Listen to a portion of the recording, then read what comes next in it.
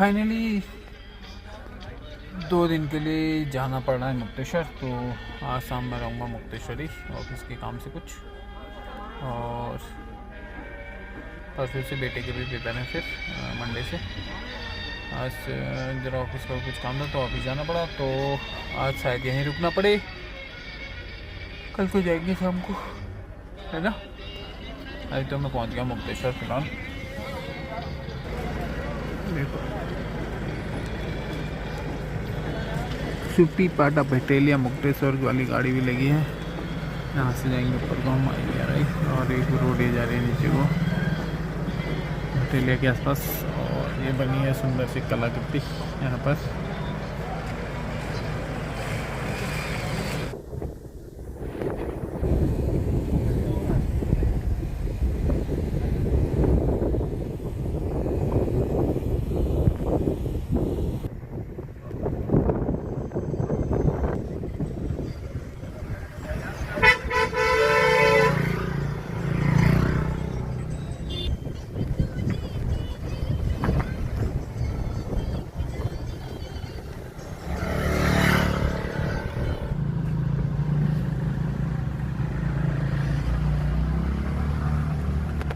Finally 60-70 साल पुराने बंगलों में फिर से पहुंच गया हूँ मैं।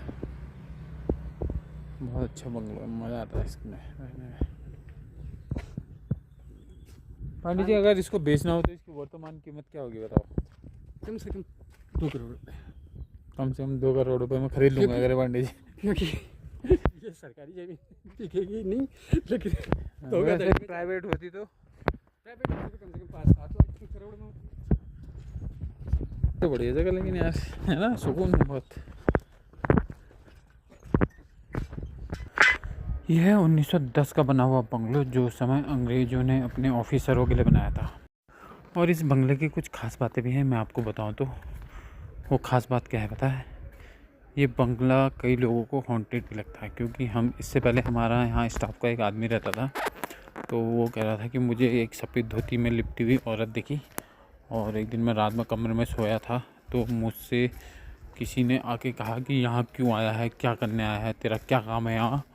और उछल के मेरी छाती में बैठ गया। मैं रात भर हनुमान चालीसा जपने में रहा भाई। उसने मेरी बड़ी बुरी हालत करी। हालांकि वो पिया हुआ था, तो लेकिन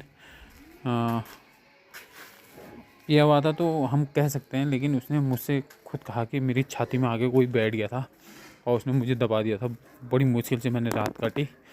तो उसके पास रहने का कोई और ठिकाना नहीं था, तो उसकी मजबूरी थी यहाँ रहना। और जो यहाँ एक दूसरा स्टाफ रहता है, तो उसने भी मुझसे कहा था कि मैंने भी एक सफ़ेद साड़ी में औरत देखी, लेकिन उसने मुझे कुछ करा नहीं।